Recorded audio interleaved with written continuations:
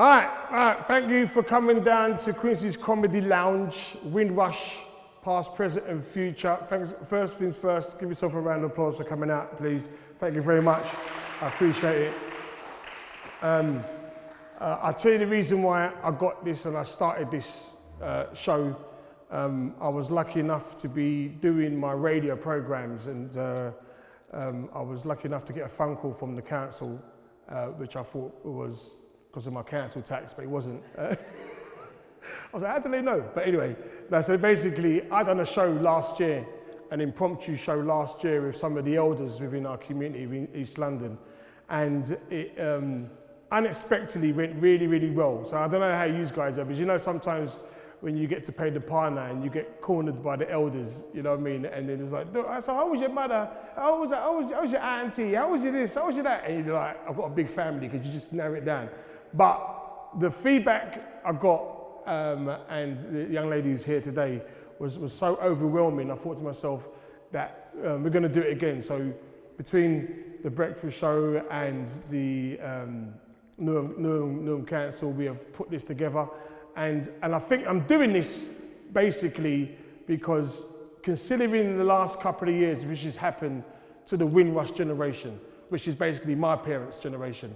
And we know the outcome. A lot of our parents and our parents' friends have been forced to go back to their countries, and we're finding out they've lost the documentations, which is kind of funny really, because, you know, I don't know about you guys, but there's one thing, passports was always kept. You know what I mean? Any important documents was always kept. Your mum always had those tablets or those certain medicines which you tried to hide, but they find it. But it was one of them things, and I thought to myself, you know what? It's so upsetting.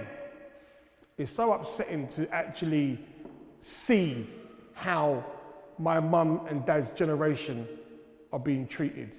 Considering when they came to this country, they were invited, even though the invite wasn't like a full invite because there was the small print they didn't realize, but they was invited here, and they basically helped build this country back to what it was. So today is about acknowledging the Windrush generation, and not just acknowledging the past, also acknowledging the present, because there are some great people who are doing good things within our communities, and there's also the future, which is some young people who we should be looking out for, and most importantly, passing down our traditions. So before we actually kickstart with some of the footage, so one of the things I did, I spoke to my mum and dad, and I had a conversation, a short, brief conversation to my parents about their experiences.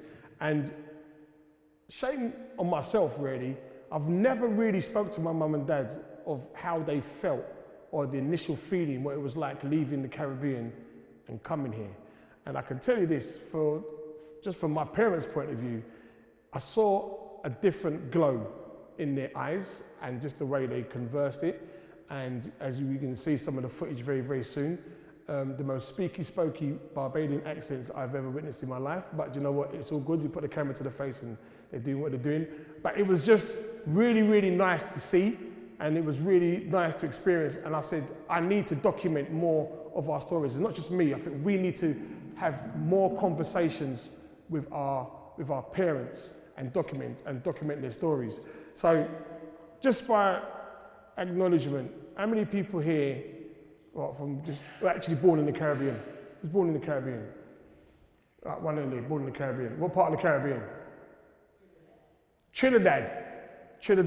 All right. And any more Trinis in there? All right, fair enough. All right, so nothing wrong with that. No. So you didn't get to go to Carnival this year? No, but my parents are Canadian. So you're born in Trinidad, your parents are in Grenada. So how did that happen?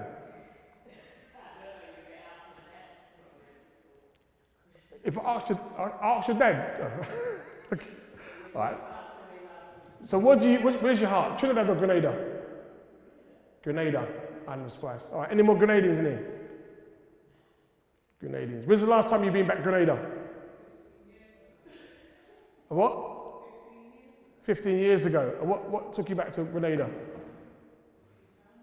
To see family. Right, so the clothes you took from England to Grenada, how much clothes come back? A full case? You must have stayed in the airport, because but you know when you go abroad in it, and then you think that your family really care for you, and then all they're doing is iron up your clothes. That's why before I go away to any island, I shop in the market, and that's how I go to the airport. And they look at you like to say, "Well, you're not doing too well." I'm like, "Yeah, that's all right, I'm not doing too well. I only put on my name brand stuff and I'm going to the clubs or the beach. Apart from that, I go Barbados looking like Oliver Twist. I don't care, all right?" So, and then we've got Antiguan, one Antiguan in here. Any more Antigans? Just the one. Beautiful place anyway. You've got a beach for every day there. Beaches. Yeah, beaches. 365 every day of the year. That's right. Yeah, we go. Jamaicans?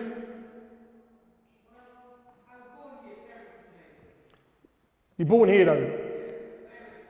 Parents are Jamaican. And when was the last time you've been back to Jamaica? When's the last time you've been back to Jamaica? Like gone back by yourself, not by Theresa May?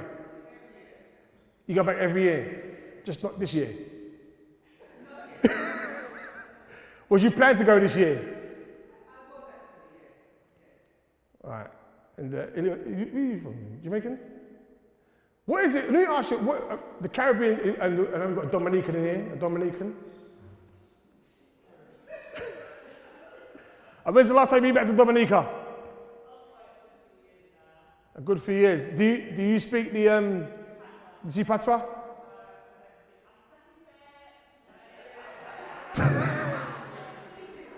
That's so easy. That's like saying please and thank you. You can't say sakafet to every person in Dominica you meet. So if you meet a man, I like you, sakafet. Oh, take my number, sakafet. Yeah, no, Dominica. I have any solutions. There's solutions there. Do you know what? I said this, yeah, there's two places. Like, I'm proud to be Bajan parentage. But I said, when I die, not if I die, and I'm not Wolverine, right? When I die, I want to come back a St. Lucian, right? Because that's the only accent we can top of Bajan, yeah? And I'm saying that because I just got nothing but love for the St. Lucians. One of my best friends growing up was a guy called Mark, and the Jean Maries. And I used to go to his mum's house just to hear his mum call his name. His name is Mark, yeah? And I said, knock on the door, and I used to say, is Mark in? And this is what she do. Mark! And she's like, Mark! M-A-K, Mark! And he come down the stairs and he's like, all right, Mark. Yeah, so I love you. I love for solutions, man. So like I said, today you have got, on your tables, you have got some red cards and some black cards, because I'm going to do a little game show with you guys, yeah? And we're going to open the floor for discussions and stuff like that. But when I basically ask you the scenarios, so when I ask you the scenarios, you're going to put up of a red card or black card, but I'll explain to you that later on. But before that, like I said, I filmed a few people just to give a little insight of what it's like being from the Windrush generation. And the first couple of people I actually spoke to were youngsters.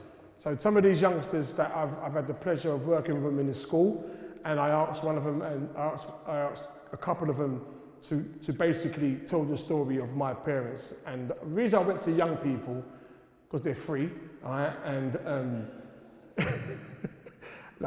reason why I asked young people, because I wanted them just to see an insight of what it's like. And some of these guys, you see this young man here, some of these young people, it's like they know their grandparents, but do they know what their great-grandparents went through when they first came to this country? So this young man right here is a very, very talented young man I've got a lot of time for. And I asked him to be my father. Yeah? So he's going to tell a short little clip of what it's like and experiences of being my dad. My name is Alvin Brom, and I was born in Barbados. When I was growing up, I wanted to be a policeman. My friend took me to the army recruits, and I became a recruit there and then. I visited various places in the UK. My time in the army has taught me two things: structure and discipline. I have lived in England a very long time. I am British, but my heart will always be Barbados. So that was basically the young man saying a little story of my father. This is my father, my dad, one of my rocks. And he's going to give you just a little insight. I asked him a few questions of his experience in Caribbean coming to the UK. Yeah. More or less at the time, was more or less Navy. Navy. What was it about the army or the navy which intrigued you, interested you? Reading about the battles at school. So you're in the UK now. Where was you based in the UK, in the army? Cavalry Camp, Yorkshire. Yorkshire. Yeah. How did you react to the different dialects and the accents? In my opinion, they were very biblical. Yeah. They're talking about thee and thou. Okay. Yeah. You stood up for yourself. I was there with some Fijians as well. Mm. But we were never overrun. We ran the place. Yeah. So you stood up for yourself. You Alright, let me just say, right, so my dad, do we look alike? Do you think me and my dad look alike? He says, don't let my mum hear you say that, you know. My mum, she finds she's getting the arthritis. So my dad, basically, he came to the UK via the army. And he basically, I asked him, what was the reason, and what was the main reason why you came to the UK? What was it about the army? And he said, from a young man in Barbados, he heard about the battles, right? This is what he's watched, and this is what the images which has been given to him. Basically, my dad likes to fight. That's basically it, right? He like cut ass, yeah. And he came here, and the first thing he noticed, and one of the things I will say as the clips go on, one of the things I will say, a lot of people I spoke to, the weather is a constant reminder of how much they miss the Caribbean, all right? So let's play it again. It's more my dad.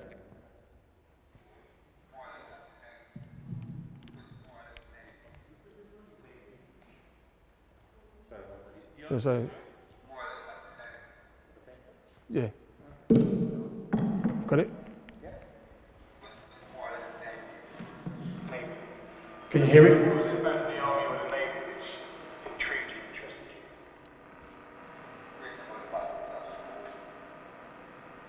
So you're in the UK now. Where was you based? Yorkshire.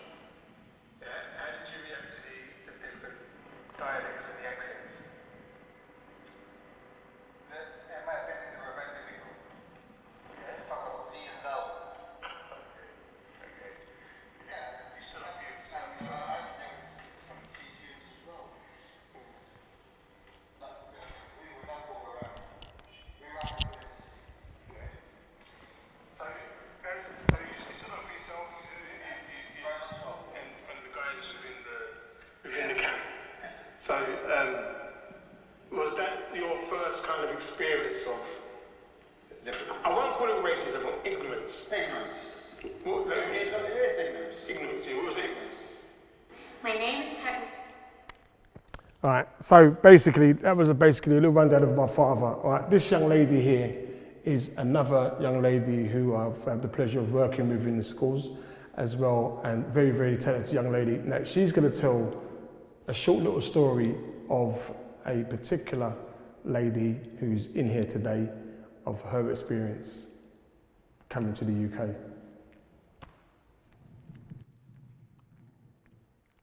My name is Pat Regis and I was born in Antigua. I came here when I was 5 years old. I came to the UK with my mum and my sister and by my dad on the way. I remember getting all dressed up and arriving at the train station. I learned of Antigua through stories from my parents. And I went back to Antigua at the age of 40. It was everything like my parents said it was. I'm born in Antigua, but I consider myself British, but my heart would always be where my parents are from, Antigua.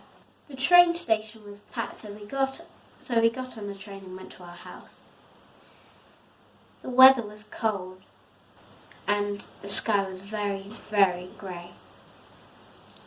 I could see chimneys with lots of smoke coming out of them, and it reminded me of the bread factories back home. When I was growing up, I wanted to be a ballerina. Alright, let me just let you know, Pat, how do you feel, Pat? There's that young lady over there, give her a round of applause, that's Pat, that's her story. How do you feel that some of your little stories from a young lady?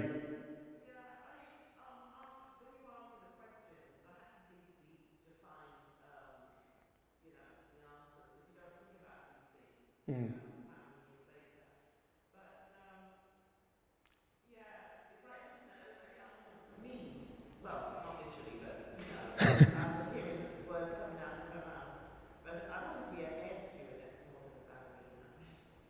Yeah, okay. Well, bless you. So it's good to say that every day when someone sneezes because they will look at you like you want to kill someone, but bless you. Yeah, so basically, she's speaking, her dad is from Antigua as well. So a lot of the stories which he has passed down. Now just for an opinion, how many stories, like parents told them stories about the Caribbean?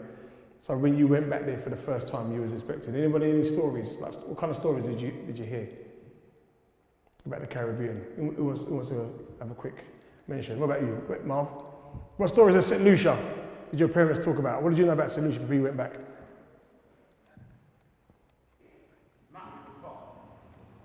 It was hot.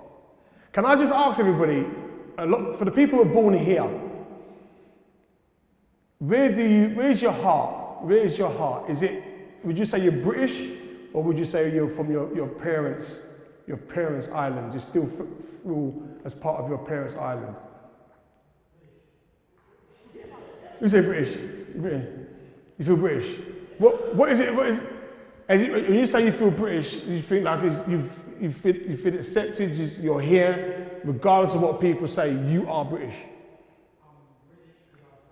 Yeah. Yeah.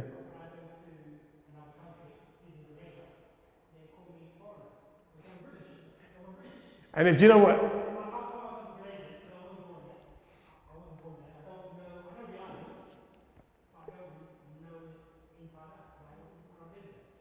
You know what's really funny as well, because as British-born Caribbean people, when we go back to our parents' islands, it's like, doesn't matter how we talk, what our kind of swag is, we're English. And it's like, that is the most frustrating thing. There's how many fights I've got in school about you lot, and you're still calling me English. And it's just one of the things. And I remember after a while, I said, you know what, I can't do this no more. But yeah, I know you're a very proud Grenadian, you know what I mean? But sometimes our identity, we have to accept our identity. And we're born here, you know what I mean? So go on at the back there.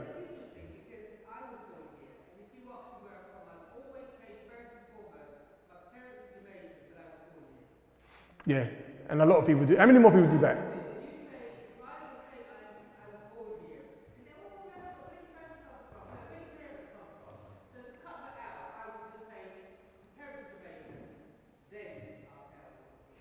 Right, let me ask you, so cricket, because cricket bonds a lot of the Caribbean islands.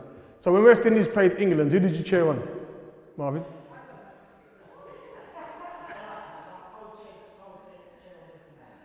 Yeah, yeah. I think even down to like the England football. I mean, I never supported England until 2002. Yeah, when I started to see a few bits of colour in the team, then I'm like, okay, then this is a representation of a country that I recognise, you know. But identity is so important, you know what I mean? And I think that when our parents came here, it was like, even though we were born here, it was like we still wanted that identity. And that's why it hurt even more to witness the hostility towards our parents' generation. It felt like we wasn't accepted. You know what I mean? How many people here actually felt accepted as like here in the UK, feel like part of the system, so to speak? What's the thing? This is live, so. No, you're not on this. Oh, repeat. Okay then, all right. That was just someone telling me that. Repeat what I'm saying. Right. So how many people here actually feel that their identity is British? Like Marvin, because I feel you feel British.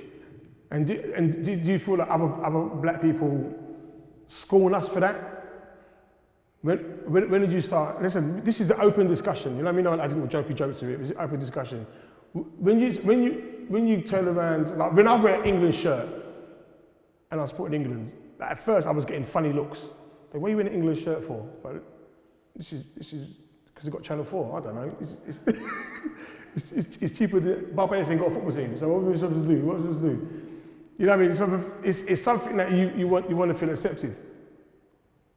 Would you say you want to be accepted as British? So when you go to Jamaica, what's your reactions? Because you don't realise, what's your reaction when you go back to the Caribbean? How do you feel accepted? You're a foreigner. Do you know one thing I've realised? I don't care how Caribbean you act over here, you don't realise how British you are until you go back home. Yeah, you don't realise how British you are, and little things, because I remember when I first was going back, like little things you take for granted, like you remember when you went back home and you saw like the state of the cats and the dogs back home, and you was like, rah, does that cat eat? You know the cat looks, is the cat so bad, you can't even meow, you know, that kind of cat, just walking around the yard, ow, ow. All right, so there's another video to play here. There's another video of Right, young ladies, how are you? Fine, I'm fine. and you? I am fine. I am fine. It's ecstatic to be here, and I thank you very much for taking your time out to talking to me and sharing your stories.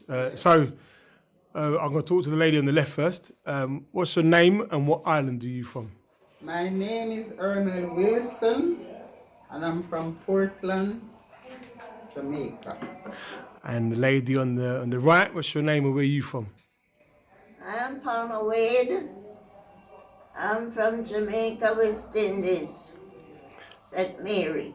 St. Mary, that's good. So how long have you both been in the UK? I've been here from 61, the 21st of June. Okay then, and yourself? 1961, 21st of June. That's Tottenham's double year. I know that because my dad keeps on telling me. And yourself, how long have you been? I'm 61, 29th of February. Okay then. So before you came to the UK, what was your thoughts? What kind of perceptions did you have of the UK? But they were saying that jobs was here. We will get jobs when we come. Come and be OAC, the 21st of June. We look for a job. And how was your feeling, madam, when you found out you was eventually going to be coming to the UK? Was it emotional or was you excited? What was the feeling like? I was excited. Yeah. Somewhere new. Yeah. When I came here, I was crying all the time. I wanted to go back, but there was no money. I used to cry morning, noon, and night because I said, this is England. This is England because to me it's like the place that look like factories. The houses there. What was the weather like when you came? Was it It was very cold. It was very foggy. very foggy? Yes, it wasn't very pleasant at all. Leaving the hot sunshine and the warmth to come in this country, it wasn't pleasant. I was disappointed. Is it funny? No, I heard that it would be cold, but I never knew about this fog and this darkness.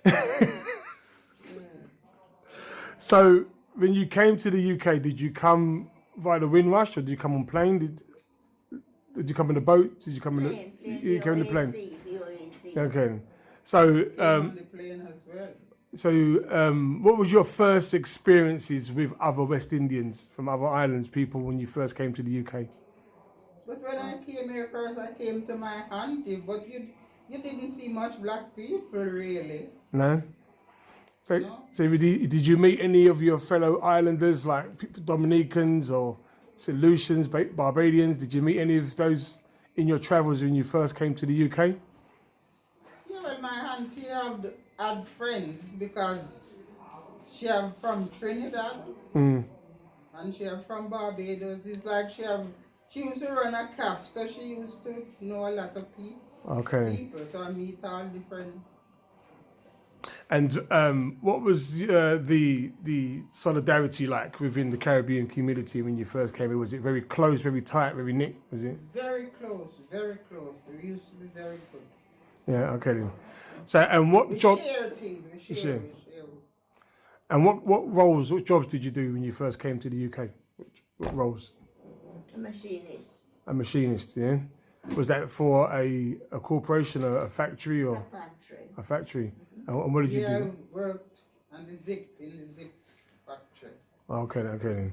And Belfast Road. Belfast Road. Can you remember your first interaction with the English? Like your first reactions and how you came across with the British people? Well, it's like I don't know if they was afraid of us or what, but they didn't speak much. No. No. No. And did you encounter any prejudice while you was here when you first came here? Yes. Yeah. What kind of it. what kind of, was it verbal? Was it just like showing your A lot of black, yeah, verbal? black, Yeah. the clothes you wear, it wasn't good enough for them. Mm. And when you speak, they said they couldn't understand you, and we couldn't understand them. How did that make you feel when they were pointing at subtle differences? And sometimes I feel a bit sad. And when I think of it, you have a lot of prejudiced people in my country. So when I come here and see it, sometimes I feel sad, and sometimes I just ignore it. Because some of us are like that in the West Indies, especially Jamaicans. We're very particular. Who we speak with, who we mix with, who we eat with, who we go out with. So when we come here and see this, most of it didn't affect us.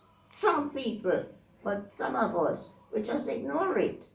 Would you say that is a part of colonialism, as in the classism which has been handed down from the British Empire? That in the Caribbean there was like a class And issue. this was our mother country. It was our mother country, red, white, and blue, wasn't it? So when we come here, there's a lot of jobs here for us, and we come into our mother country where milk and honey flow. But when we come here, we are disappointed to see the life that we come into. So can you remember the first time you went back to Jamaica on holiday? Or have you been back to Jamaica since Yes, I then? remember. And when you went back to Jamaica, did you encourage your family and friends to come and visit, or did you say, I'm not going back? I never encourage them. I talk about what it was like over here compared to what it was in Jamaica when I went back. A lot of changes when I went back was there. But when I went back, first thing All right. Those are two young ladies. I'm saying young ladies, right? There's so much energy there from an organisation called Ageless Teenagers. Are you familiar with that?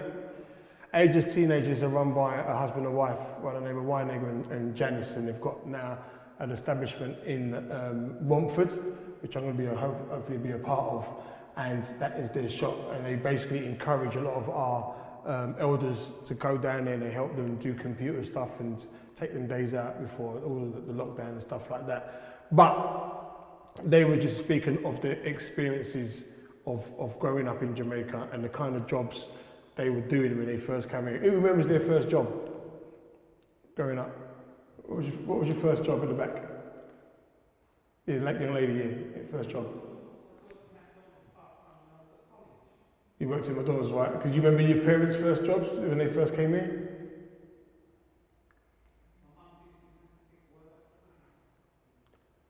Domestic work. What about yourself?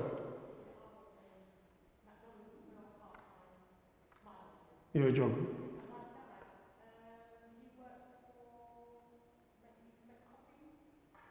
Okay, like cribs. Yeah, okay. Don't you find it amazing that our parents bought houses, started to buy the houses, had a car to get us all about, and maintain the family on a wage which, like, even working at I worked at McDonald's, I lasted a month because I used to eat the food, right? I used to eat the food. It's like I used to eat all the profits. Oh, I'm sorry, this is one of the things. I was getting paid like £1.91 an hour. It's like I'm eating something before the end of this shift. But don't you find it amazing? And this is why it was so important when I was playing that footage to some of the young people, that how their attitude towards money and how they maintained it and how that keep away for a rainy day and stuff like that. Do you think it's improved for our generation now, or it's got worse? It's got worse. How much of us as parents now put that same impetus on our children about keeping saving for the rainy day? I mean, I've tried. You know what I mean? But do you all agree that is, for our children's generation, it's difficult because there's so much other distractions in front of them, or is that just an excuse? Say again?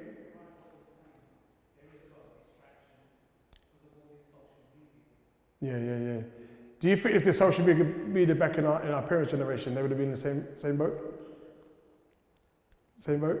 No social media? No, because it's the way they grew up. I think it's completely different.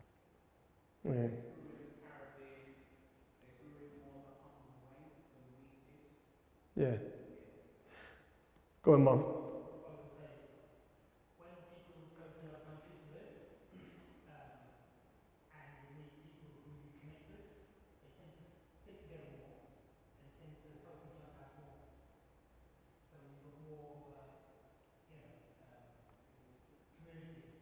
Yeah. As time gone on, that community has been lost a little bit. So we kind of more live, if you want, more Western kind of attitude. Yeah. Do you think that as a black community, black Caribbean community, we've lost that? Or we're losing it? All right, so it's just, how can we get that back? How can we get our children, because a lot of our children's generation now are, and I'm not wrong on them, because obviously our parents have paved the way for them to go to anywhere in the world, you know what I mean? But it's at the top of their brains now to go to Croatia or go to like Portugal and parts of Europe, which they should do. But I grew up of a notion of, if I'm paying £500, I'm not going 2 hours away. I'm going Barbados, or I'm going to the Caribbean. I mean, how important is that for basically to try and tell our children, and most importantly, how much of our children eat our parents' food? That's what I said. Our parents are talented. Like, our parents used to like go into the cupboard and just rustle up something. Who used to not make a dish, like who used to rustle up something, and it tasted better than some of the food at the Ivy.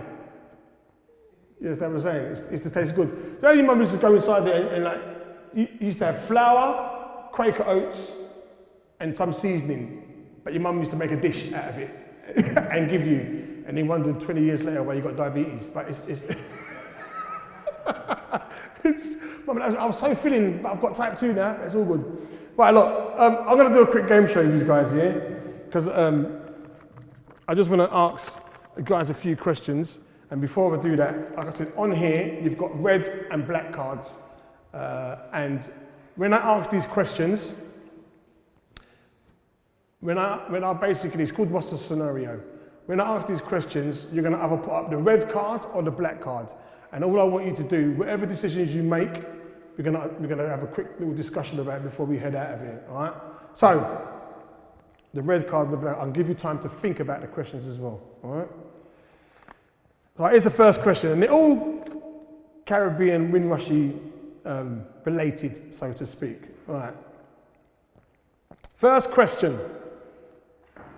You're due the partner, and the person who's running the hand tells you that they're in financial trouble, and could you loan them some money until later on? But then you lend them the money, then you find out that if everybody who's got their hand due, they've asked them the same thing, all right? Let me repeat that question again.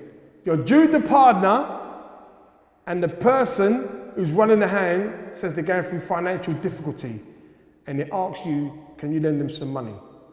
So you do. But later on, you find out that every person who's due a hand, they've asked them the same thing, right? By showing your black card, how many of you guys were asked for the money back? Or by showing the red card, will it go back in the partner? I'll give you time to think about it. By showing the black card, how many of you will ask for your money back? Or showing the red card and raising it, just won't go back in the partner again. I'll give you 10 seconds to think about it.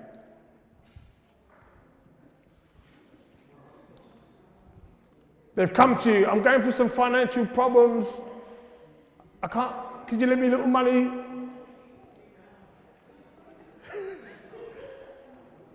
And just for at least everybody to keep their mask on, yeah, for obvious reasons.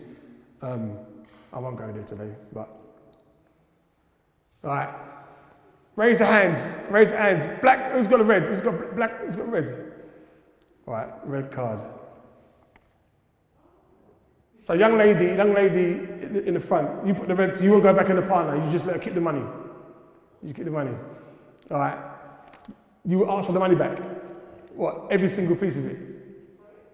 How long would you wait? Would you say, that money you took off me, I want it back? Okay then. Who else got red? Who else is there? Partner's a lot of money, you know. Listen, enough families are falling over partner, you know. Yeah, you get that phone call, oh, so-and-so ain't come over. And he's like, what, you best find them. So who else? You had black. You asked for the money back. Would you ask for it back, like, did you mind, or just the benefit of the doubt? You give him time. At the same time, for the years, get to cost in the first place. And what about you back there? What would you do? You ask for the money back.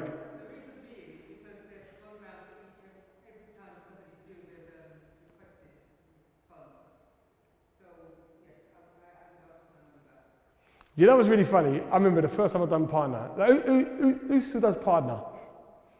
Do you think like partner is like a cornerstone of our community? And obviously the reasons why it was come about. Like, how many times has partner got you out of trouble? Loads of times, isn't it? Did you, like, when you got your partner, you felt rich for like half an hour until you got home, until you had to share it all out?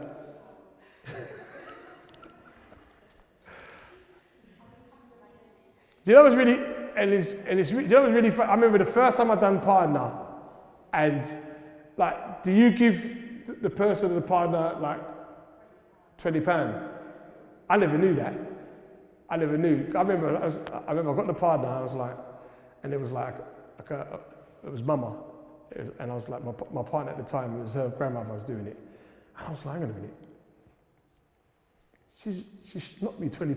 She knocked me 20. I said, how do I tell a grown woman I want my £20? Because I want to buy a car or something like that. But I didn't know it. But we still do partner. And how are you going to feel like with the cashless society? Do you think the partner was still going on, or are you just going to ease out? You're going to turn into... I think partner is very important. Young lady, do you do partner? Young lady, do you know about partner? Do you know about it? Okay, no wrong with that. Do you know what partner is? All right. talk about all that. Partners to get people through university, you know. Basically, partner for a lot of us, and anybody disagree and tell me different. So when our parents first came here, banks did not trust them and give them money. So partner was the only way for the money they used to save of their jobs, and they used to collect with each other, and that's when the community was tight and there was trust within the community. So you got like a lump sum of money. It was like, so what would be the young version? Like pyramids. You're familiar with the pyramid system? Yeah, so similar to the pyramids, but just so for me, like partner came in hand, and you knew like if you was working as well and you got paid and you had partner on top of that, oh my days, you lived like a proper G for about a month. And never get your partner early. You got the partner I always got my partner like towards the end. So he wasn't so good. The worst thing about when you get over £1,000 and like early and you got to pay all this back. It's ridiculous. All right, next question. Now this is something which a lot of our parents' generation probably experienced, but probably handled it the wrong way. All right. A magic genie appears and tells you you're granted one wish. And the genie tells you can either go back to the age you was in the Caribbean and start all over, or by showing the black card, or by showing the red card, live comfortably and well off in the UK. So a genie appears and they can say, you know what? I know you've been here for a long time. I'm going to grant you one wish. You can either go back to the Caribbean as a young child and start your life all over again by showing the black card, or you can say, right, you can, by showing the red card, you can live comfortably well off here. What's the choice? That's a hard question, isn't it? Raise him. Do you see that? What's the point there? Live comfortably. Why? All right. Young man, you put the red one. Live comfortably. So you wouldn't, why would you like to live comfortably? Why wouldn't you go back if you was from the Caribbean? Why would you go back?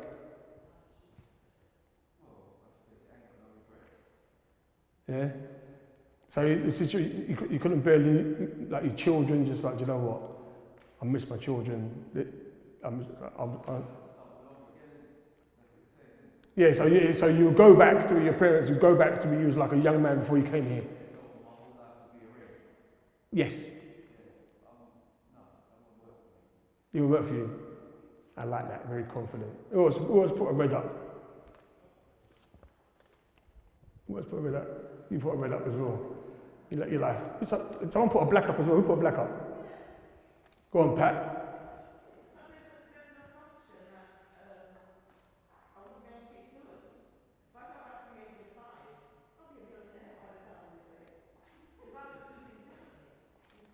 Yeah, that's good. But sometimes, you know what I mean? Sometimes, the reason why I put that question here, because I always say to myself, I wonder if my parents or that generation think back, if they stayed in the Caribbean, how their lives would have turned out. And these are the kind of conversations, like I said, I want to have more with my parents and that generation, because we don't take time out to ask those kind of questions. Like, I mean, what did you want to be when you was growing up, man? I mean, and I think these are the kind of questions. Like, when you was going to the police station for me all the time, did you like think, oh, I should have stayed in Barbados or something like that? So that's where I asked that question. All right, question number 3. You get a phone call from work, from the school, telling you that your child has got into a fight. And the teachers say that the police are going to be called and they're going to be involved. When you reach at the school, you find out that your child has beat up the school bully. By showing your black card, do you show face and tell your child off in front of the teachers, but secretly tell them, well done? Or by showing the black card, tell the teacher off for wasting your time and making you lose pay. I'll say that again. So you get a phone call from the school, from one of the teachers, or head of the year, and they say to you that your child's been in a fight and the police are going to be called. And when you get down, you leave your job, when you get down to the school, basically you find that your child is beating up the school bully, like bust him up, like give him licks. So when you find that out, do you show face and say, you know what, let me just tell them off so it looks good, but secretly you're like, extra dumpling for you, all right? Or do you, but that's by shoving them that card, or B, do you look at the teacher and say, why are you wasting my time? You know I had to leave my job now and lost pay by showing a red card. I'll give you 10 seconds to think about it.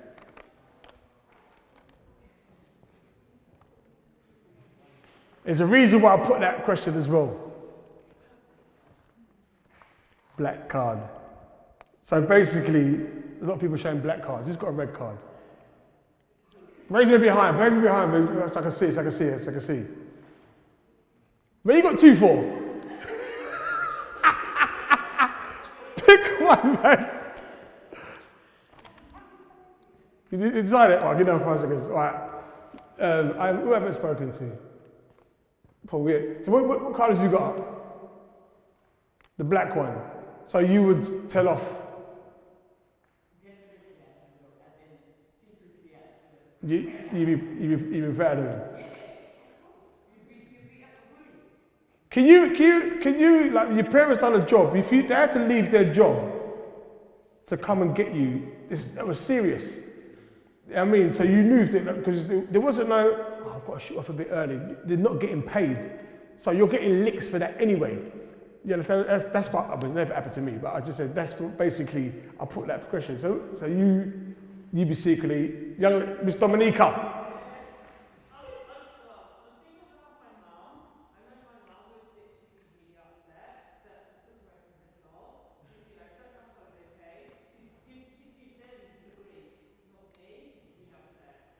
Yeah.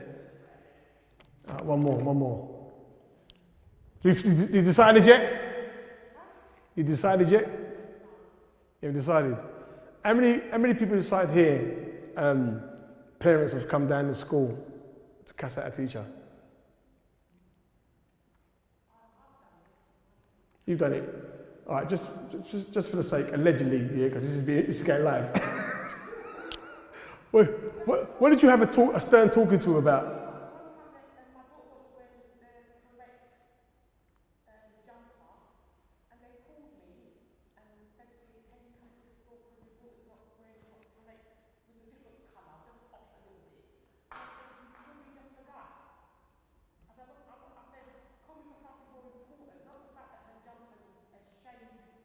Different.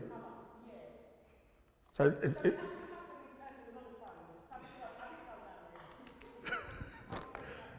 so you had a stern talking to. Did you say it to them like that? Yeah.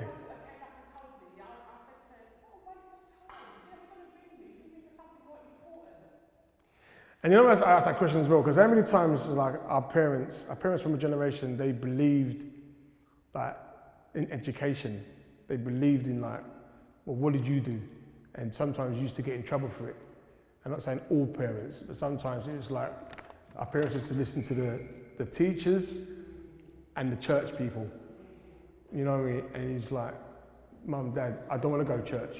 And you're like, why not? I was going to go there, man. You know what I mean? So this is why I put it up. I can say one proud time, my dad came down to school for a teacher, for my brother.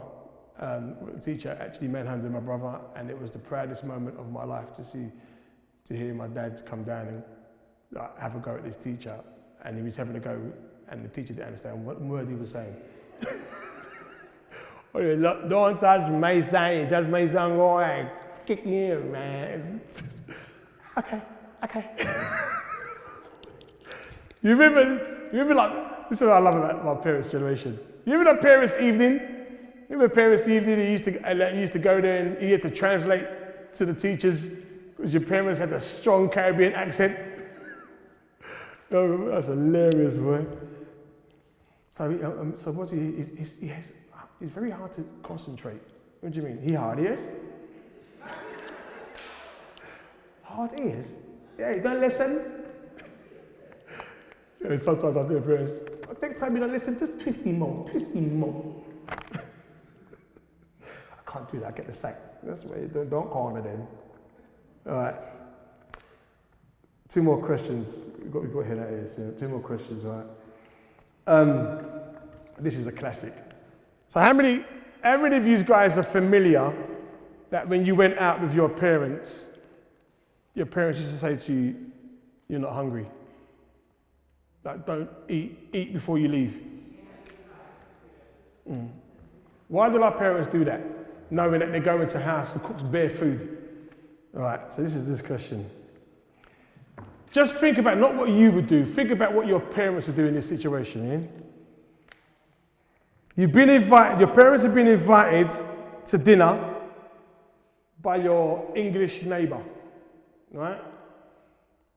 When they get there, they tell them, because they're new into the country, they tell them they've cooked rice and peas and chicken, and they've made them some Guinness punch, right? This is your British English neighbor, all right? So they've been invited to dinner by the English neighbour. When they get there, they tell them, Jan and Pete have said, oh, Audrey, we've made some of what you lot eat.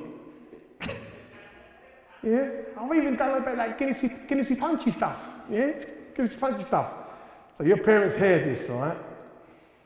Now, by showing the black card, did your parents decline the invitation by showing the black card, or by showing the red card before the invitation? Eat before, but still go, but don't eat too much. So they get the invite. What would you do? What would your parents do in that time? Would they just say, it's okay, I don't really eat, I'm vegan. So yeah, would they decline by showing the black cards, or B, by showing the red cards, still go, but eat before? What would your parents do? Is that easy? All right. What would you do, young lady? What would your mum do, young lady?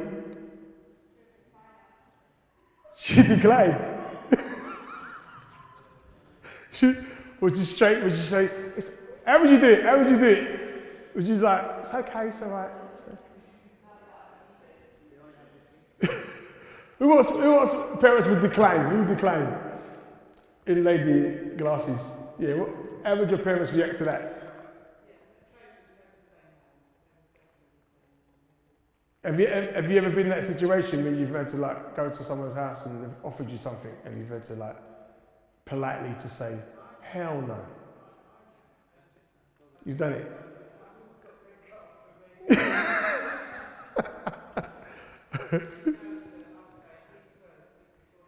Eat before you go, yeah? Why do our parents do that?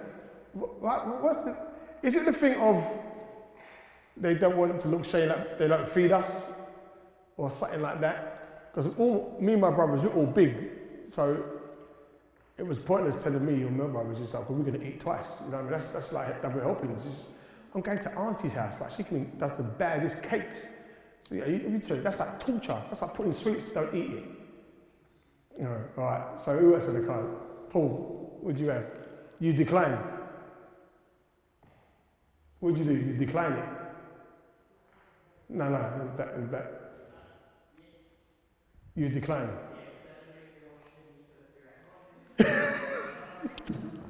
You don't have to wash the meat. Have anybody there cooked a meal like your British, like the neighbours come over and they smell it and they're like, oh, what's that smell? You ever heard that? Let's taste a bit. You ever given them their food and they lick off the kids start coming around. It's like, so Sass? Who eats sass in here? You like sass? You like sass? Do you know what sass is? Pig trotters. Yeah, I don't eat it no more, but sass, back in the day, oh my days, sass is slave food. Anyway. Right, last question. We've got to be out of here, last question.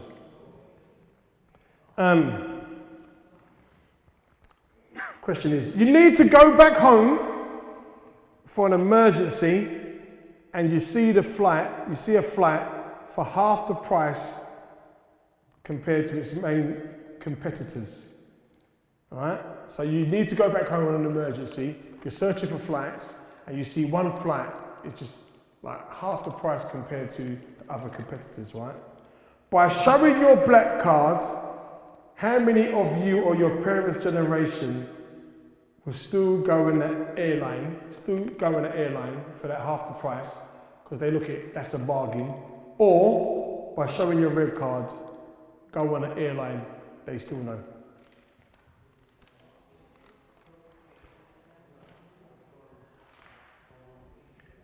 So, if you go back home to the Caribbean and you see Ryanair are going,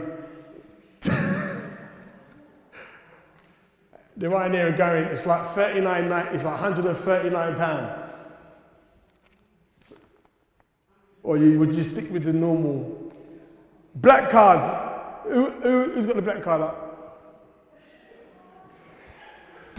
Marvin. So the airline is Air Halabakba. It's Air Taliban. So it's £200 return. You can take the chance?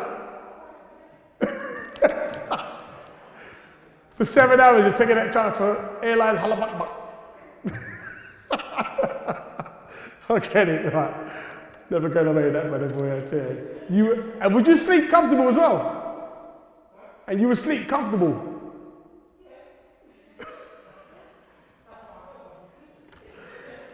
Wow. Who else got a black card? Who else take a discount? You as well, Marv? You do it as well? So if it's like, what about those connecting flights? Because I just like to go direct. So if it's like Air Luxembourg or something like that, and they said, right, we're going to stop off at Kuwait before we go to Jamaica. You're not doing it, even though it's like £100. You're not stopping. All right, fair enough. All right. That is amazing. Who remembers? I was too young for this, but who remembers? There was a time. What was the airline? He got out of business. Fred something. Freddie Laker. Say again? New York, £99. He was black people's best friend, wasn't he, back in the day? Because I remember my parents talking about Freddie Laker. He went bust within, I think by the time he got to Jamaica, it was bust, innit? It was bust. Couldn't get back, he had to go back on British Airways. All right, look, we did start a bit late and then we've got to be out of here because obviously we've got to shut off, we've got to finish here by 8 o'clock and stuff like that. And I just want to say to you, like, this is the first time I'm actually doing this and streaming it and stuff like that. Hopefully I can do this again, but I want to just open up the floor and ask you guys. When you think of your island, of where your parents are from, no. When you think of the Windrush Generation, what's the first words come to your mind? What comes to your mind? The Windrush Generation. Anybody? Was that? Cold.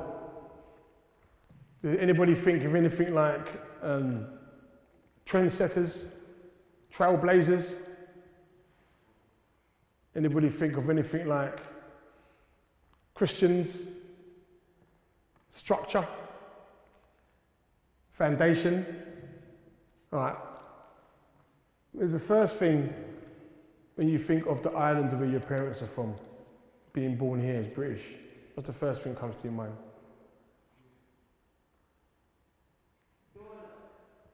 Oh. When you come here, you had to lock doors. At home, you don't lock doors. You know, locked doors. Is there anybody inside there when they went back home you just could not get used to being born here? Is something that's like, do you know what? I just can't get used to this. What was it for you?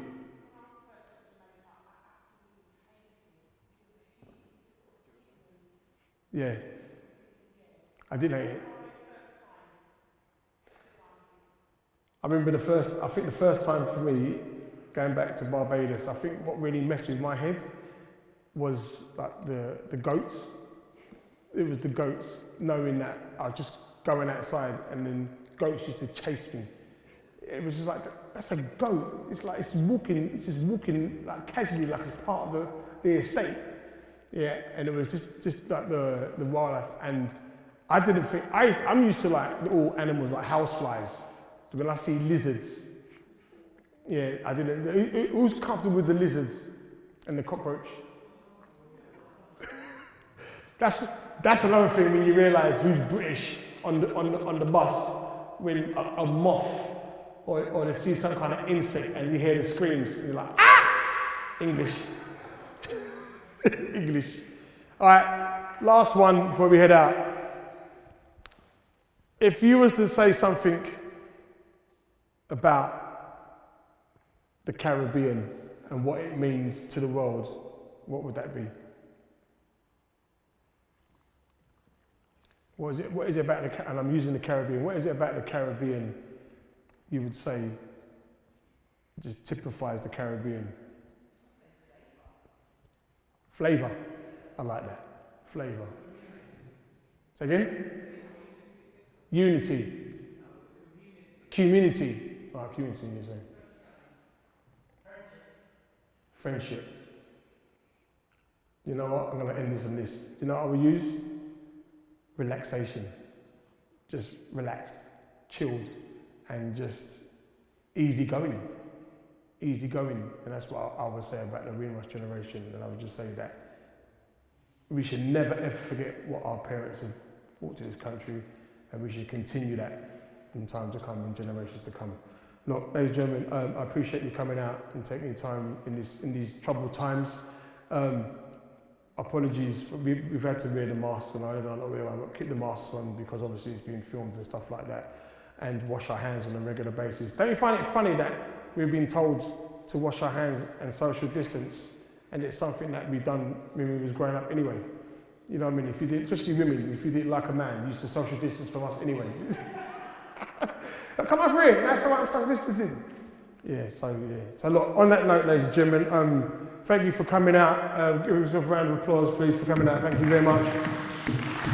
Hopefully we can do this again, organise it a bit more tighter, but like I said, it's appreciated. For those who are on live, like I said, make sure I'm on the radio between Mondays and Fridays, not on Tuesdays, Supreme from 10 to 1, all right? Thank you very much. Thank you. Good night.